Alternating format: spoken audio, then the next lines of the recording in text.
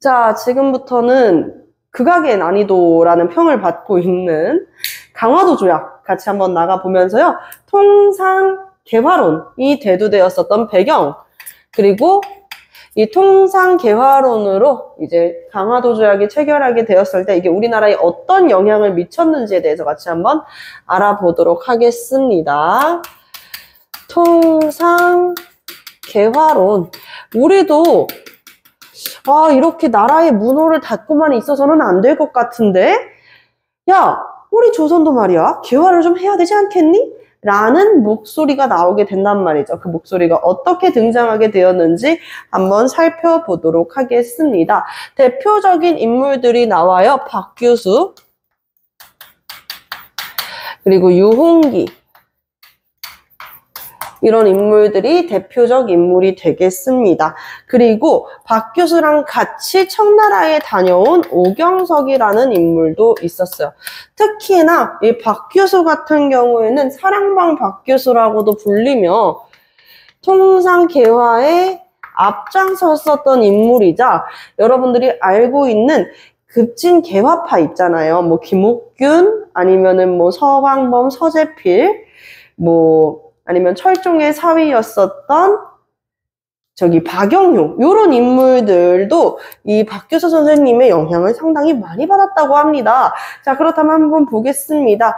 이 박규수는요, 양반 관료였죠.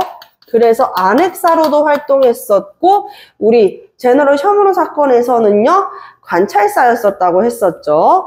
그리고 오경석 같은 경우에는 역관이었고 중인이었어요. 중인.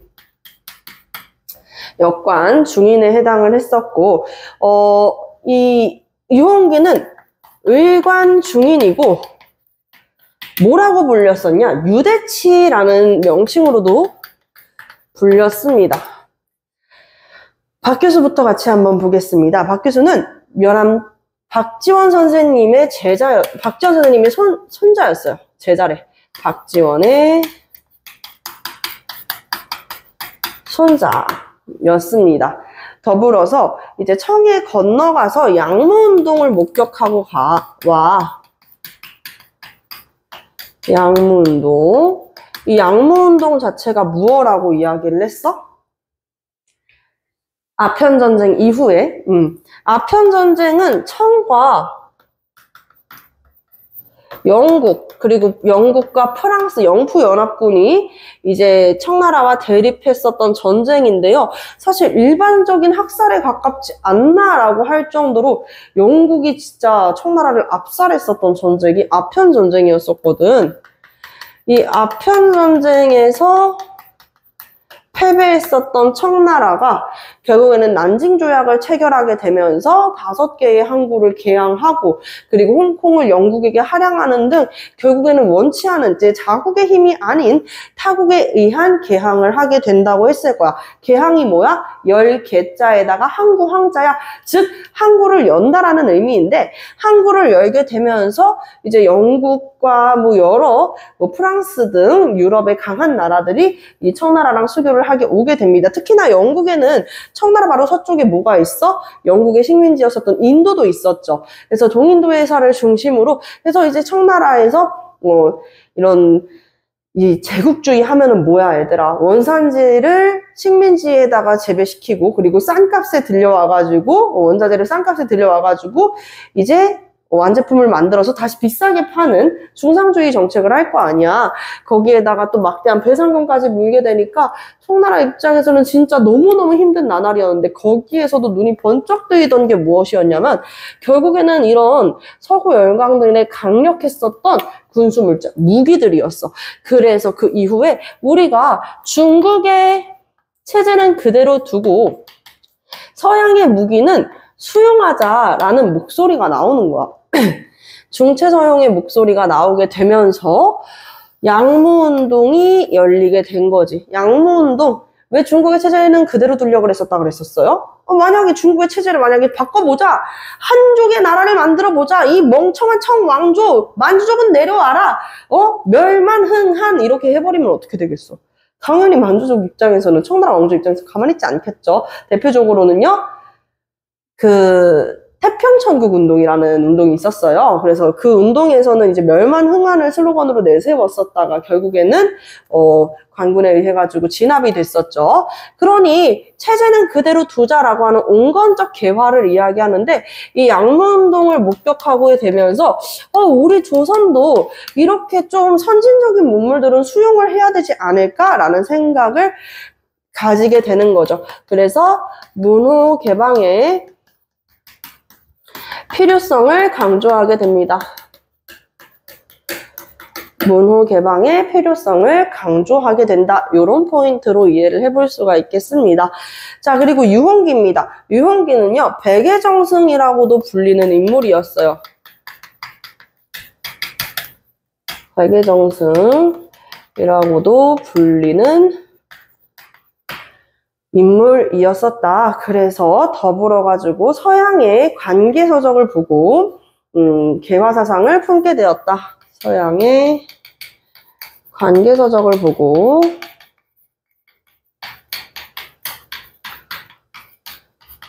우리나라가 항구를 열어서 다른 것들을 이제 다른 선진적인 문물을 수용을 해야 되지 않나 라고 생각을 하게 되는 것이죠.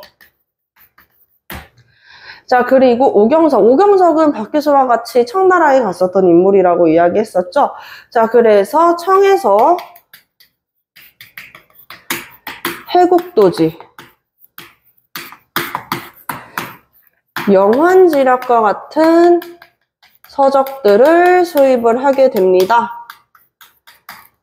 자, 수입을 해 오게 되면서 이제 개화사상에 영향을 미치게 되죠. 개화사상에 영향을 미쳤었다. 이렇게 이해를 해볼 수가 있어요. 그래서 통상개화론이 1870년대 이제 막 대두되기 시작했을 때 그 무렵에 일어났었던 게 1875년 운요호 사건이었습니다. 운요호 사건. 운요호 사건은 일본이 메이지 유신을 단행하고 나서 메이지 유신 이야기했잖아. 원래 일본은 무슨 체제였어? 막부 체제였었어. 여러분들이 알고 있는 사무라이가 있었었던 막부 체제에서 이 조난양이라 그래가지고 이제는 막부에서 권한을 다 행사하지 않고 원래의 주인인 누구에게 쇼군 말고 쇼군은 일왕한테 권력을 다시 이양하라 라고 이야기를 한 거야. 그래가지고 메이지 유신을 단행했다고 왕정복고를 했다. 우리 다시 쇼군이 아닌 일왕, 그러니까 우리 천황께서 다시 정치를 직접 하신다라고 하는 서계를 우리나라한테 전달하게 됩니다. 그래서 일본이 조선에 서계를 전달했는데 우리 지금 이때면 뭐 세운 지 4년쯤 됐을 때예요? 척화비 세웠을 때. 그치, 척화비가 71년도니까 우리는 이 서계를 거부해요. 흥선대원군이 서계를 거부합니다. 네, 일본 입장에서는 너네가 우리를 무시해? 라고 받아들이기 충분했었던 거지. 그래서 정한론이 또 한 번 대두돼요. 정한론은 왜 한국을 정벌하자라고 하는 이야기가 일본 안에서 대두되는 것이죠. 자, 그래서 어떻게 전개가 되었냐면은 결국에는 이제 운요호를 파견합니다. 결국에는 이제 운요호를 파견해가지고 우리나라 해역까지 넘어오게 되는데요. 그래서 강화도의 초지진과 영종도를 포격하게 돼요. 그러니까 우리나라 입장에서는 일본의 이 포격, 이렇게 일본이 횡패를 부리는 건데 이거를 가만둘 수는 없죠. 근데 일본 입장에서는 일본도 억울하다 이거야. 왜냐면 일본이 우리나라 해안에서 길을 잃었대. 길을 잃어가지고 물 한 모금만 얻어 마시려고 그랬는데 조선이 먼저 공격해가지고 어쩔 수 없이 공격을 했다. 뭐 이런 식으로 의견이 갈리게 돼요. 어쨌든 이에 따라 가지고 일본이 우리나라한테 조약 체결을 강요하게 됩니다. 그래서 조약 체결을 강요하게 되면서 우리도 어쩔 도리 없이 조약을 체결하게 되는 게 강화도 조약이 되겠습니다. 강화도 조약 체결. 이 강화도 조약 중학교 때에서는 강화도 조약을 안 배웠지, 초등학교 때 이제 그냥 강화도 조약을 체결했다 요 정도만 배우고 마는데 우리는 조금 더 깊게 나가 볼 것이거든요. 그래서 어떻게 강화도 조약을 체결하고 강화도 조약이라는 게 어떤 내용인지에 대해서 한번 쭉 살펴보도록 하겠습니다. 연도 구성부터 해야 돼가지고 이렇게 좀 표를 한번 그려보도록 할게요. 꽤 일직선이죠? 아닌가? 나름 일직선이라고 생각했는데 어디 보자.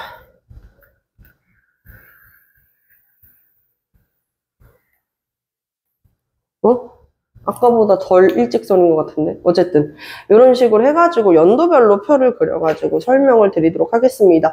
이 강화도 조약은요 강화도 연무당에서 체결을 했고요. 그래서 시기는 1876년이었습니다. 1876년 요때 체결했었던 것을 말이 강화도 조약이고 조약의 원래 내용은 조선과 일본이 서로 통상을 약속하는 조일수 통상 조교 약속을 맺었다라는 거였어. 조일수호 조교를 맺었었다. 수호 통상조교? 통상조교. 조일 통상조교.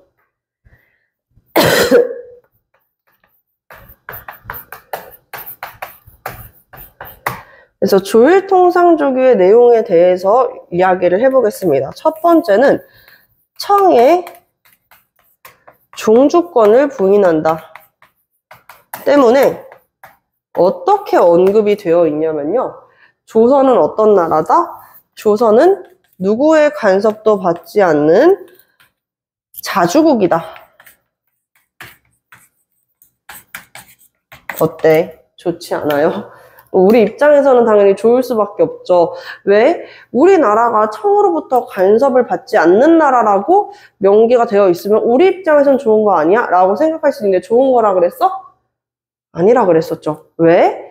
일본은 우리나라가 청나라와의 관계가 아예 없다라고 생각을 해가지고 청의 눈을 피해가지고 어떻게 하려고 그랬던 거야? 조선을 침략하려고 했었던 거야.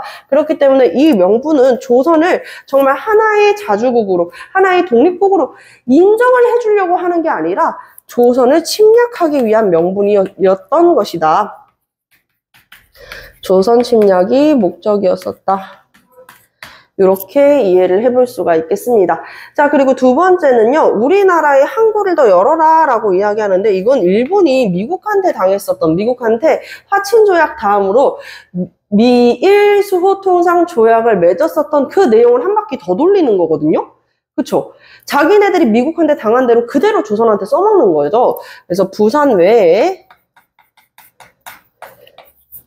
두 개의 항구를 더 개항하라 이야기를 합니다. 그래서 우리가 일단은 부산 한 군데를 열고 그 다음에 원산을 열고 그 다음에 마지막으로는 인천을 열게 됩니다.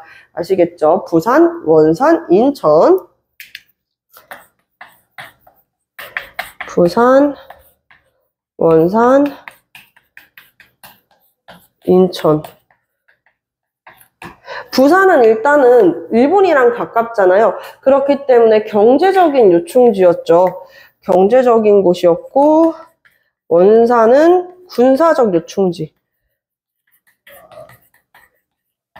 그리고 인천은 우리 수도와 가까웠기 때문에 행정적, 정치적 요충지였습니다. 그래서 우리나라의 중심적 요충지를 토대로 해가지고 항구 개항을 이야기를 했습니다. 자, 그리고 양국의 관리는 서로의 무역 활동에 간섭하지 않는다. 양국의 관리는 우리나라랑 그리고 또 누구? 일본이 무역을 하는 거잖아. 그래서 양국 인민의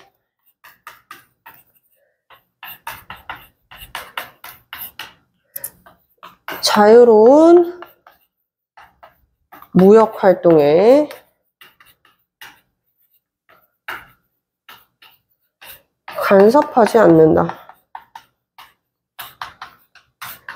이거는 무엇을 보고 이야기를 한 것 같냐면, 선생님 생각에는 그 중국의 아편전쟁 있잖아. 아편전쟁이 일어났었던 배경을 보면 사실 중국이 계속 이제 인도에서 이제 동인도해사를 통해가지고 아편이 중국으로 청나라로 유입이 되니까 아편 중독자가 크게 늘었었단 말이죠. 그래서 사회 문제가 엄청나게 생겼어. 생각을 해보자고. 장근이도 마약 중독자가 많은 우리나라에서 살고 싶어는 마약이 전혀 없는 우리나라에 살고 싶어. 그치, 없는 나라가 더 안전하잖아, 그치? 그러니까 사회 문제가 혼란해지고 있으니까 당시 이제 청나라의 관리였었던 사람이 어떻게 했냐면 개항장에 있었던 아편들을 모조리 불태우게 된단 말이죠. 그러면서 이제 뭐 하면서 이제 일어났었던 게 아편 전쟁인데, 일본 입장에서도 그런 것들을 보고 양국의 관리는 자유로운 무역 활동에서는 무엇을 할 수가 없다? 너네들 아무것도 할 수 없다. 일체 간섭하지 말아라 라고 이야기를 했었던 것 같아요. 자, 그리고 네 번째는 치외법권. 치외법권. 다른 말로는 이제 영사재판권이라고 이야기를 하죠. 이게 무슨 뜻이냐면, 우리나라에서 일본 사람이 잘못 죄를 짓는다고 해도 우리나라 법으로 다스리고 재판을 하는 게 아니라 일본의 영사가 재판을 하는 것이 바로 영사재판권이 되겠습니다. 자, 요런 게 이제 대놓고 불평등 조약이라는 거지. 그치? 우리나라에서 예를 들어서 일본 사람이 뭐 장사를 하다가 화가 나가지고 사람을 죽였어. 그러면 안 되지만, 자, 사람을 죽였어. 그럼 그 사람을 누가 처벌하겠냐는 거야. 일본에서 처벌을 하겠다. 일본에서 재판을 하겠다. 일본식 법을 적용하겠다. 라고 이야기를 하는 거예요. 이게 이제 영사재판권에 대한 내용이고요. 자, 그리고 다섯 번째는요. 해양 측량권. 실제로 2년 전에 어떤 고등학교였지? 어떤 고등학교였는지 기억은 안 나는데 선생님이 내신 대비했던 학교에서 이 해양 측량권이 갖고 있는, 그러니까 왜 해양 측량권을 왜 우리나라에 요구했는지 그 이유를 쓰는 것이 서술형 문제였었어. 그래서 여기에다가 한번 써볼게요. 주요 군사기지를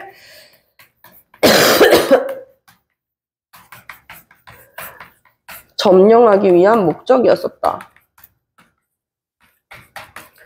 이렇게 써볼 수가 있겠죠. 주요 군사기지 점령을 목적으로 하는 것이었었다.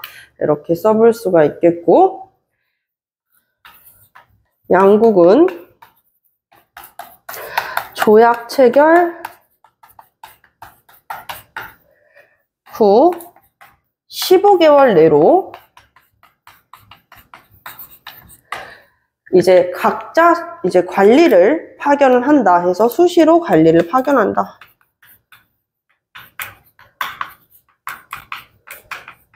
이런 내용들을 약속을 하게 되는 것입니다. 그래서 이제 파견한 게 수시로 관리를 파견한다, 사절단을 파견한다 해가지고 수신사를 파견을 해요. 우리나라가 일본으로 파견을 하는 관리. 1차 수신사는 김기수라는 인물이었었고, 1차까지는 안 중요한데 2차는 기억해야 돼. 2차는 꼭 기억해야 돼. 알겠죠? 2차 수신사로 파견됐던 사람은 김웅집. 3차는 박영유였습니다. 철종의 사위였었던 박영효가 되겠습니다. 이렇게 관리를 파견했다라는 이야기. 그래서 요게 이제 조일통상 조규의 기본이 되는 내용이었었고요. 그리고 이 조약을 체결하고 나서 더불어가지고 부속 조약을 더 체결하게 돼요. 부속 조약 체결. 우리가 알고 있는 이 강화도 조약. 그냥 초등학교 때는 이렇게만 이야기를 하죠. 최초의 근대적 조약이자 우리나라에는 불평등했었던 불평등 조약이자 이렇게 이야기를 하잖아. 이거 너무 진부한 이야기야. 어떤 부분이 우리나라한테 불평등했는지를 알아야 되고 고등학교 때는 그 부분에 대해서 더 깊게 배우는 거란 말이죠. 여기만 있는 게 끝이 아니라 7월에는 더 부속적인 내용들을 조약으로 맺게 되는데 일단은 첫 번째 부속 조약을 초록색으로 쓸게요. 조일 통상 조교 부록. 부록과 속약이 있거든? 이렇게 보면 돼. 부속 조약이잖아. 부록이 먼저, 속약이 두 번째. 이렇게 이해하면 되겠죠? 자, 그래서 부록을 맺습니다. 일단은 간행의정을 체결을 하게 되는데요. 간행의정이 뭔지 알아야 될 거 아니에요. 선생님이 문장으로 서술을 해줄게요. 일본 거류민의 거주 지역을 원래는 개항장을 중심으로 설정을 한단 말이야. 근데 이 개항장을 중심으로 설정하는 조계를 간행의정으로 개항장으로부터 심리 이런 식으로 정해놓게 되는 거죠. 심리면 우리 1, 2가 약 4.3km 정도 된단 말이야. 그럼 한 43km 정도 되는 거야. 알지? 예를 들어 부산에서 43km 이런 식으로 해서 정해놓게 되는 것이죠. 그리고 두 번째, 개항장에서 일본 화폐를 사용할 수 있게 해요. 일본 화폐를 사용할 수 있게 유통을 허용한다.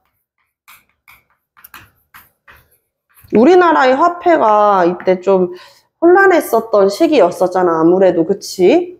당백전도 있었고 하다 보니까 일본은 일본식 화폐를 사용을 하겠다라고 고집을 부리면서 일본 화폐 유통을 허가를 받습니다. 요거는 그렇게 중요한 내용은 아니지만 그래도 고등학교 문제집에서는 문제 풀면서 등장할 수 있으니까 써줄게요. 일본에 외교관이 있을 거 아니야?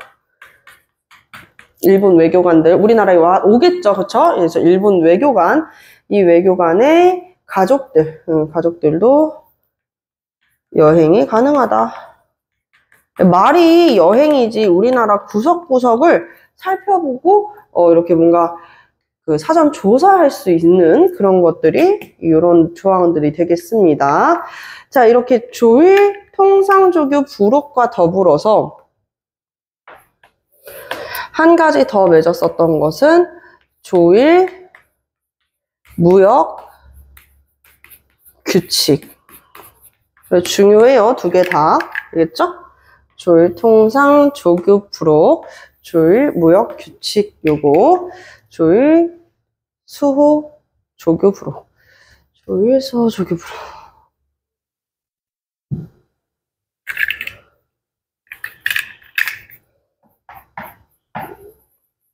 조일 수호 조교 부록. 자, 한번 볼게요. 조일 무역 규칙 한번 보겠습니다. 조일 무역 규칙은요. 3무 정책이라고 보면 돼. 세 가지가 없어요. 세 가지가 없다가 한자로 무잖아. 그치? 무. 자, 어떤 것이 무인지 보겠습니다. 일본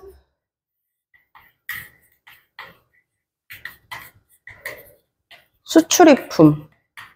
일본이 우리나라에 이제 판매를 하는 물건들이 있을 거 아니야? 수출하고 수입하는 물건들. 말 그대로 수출입품이라고 이야기를 하겠죠. 수출입품에 대한 무관세, 관세를 내지 않는다 라고 하는 게 무관세 조약. 그리고 일본군 정부 소속에 대한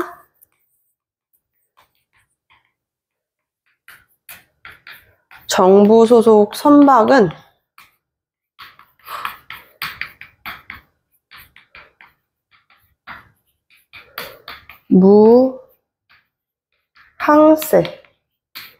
무항세 조약. 여기가 이제 두 번째. 자, 그리고 세 번째는요. 양국의 무제한 유출을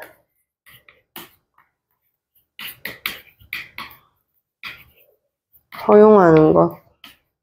양국의 무제한 유출 허용해서 3무, 무관세, 무항세, 무제한 양국 방출 허용해가지고 이건 진짜 우리나라한테 세 개 다 안 좋은가? 왠지 알겠죠? 상호 무역을 하는 데 있어가지고 관세를 내지 않는다? 라고 하는 건 당연히 우리나라 입장에선 굉장히 억울한 부분이거든. 무역할 때 관세를 먹고 사는 거 아니야? 그치? 선생님도 이번에 중국에서 타오바오에서 직구로 옷 샀는데 관세만, 그러니까 옷은 7,000원인데 관세가 15,000원이야. 관세를 먹고 산단 말이야.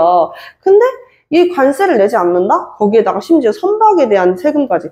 다른 나라 선박이 우리나라 이 항구에 정착을 해. 그럼 돈 내야 되지 않겠어요?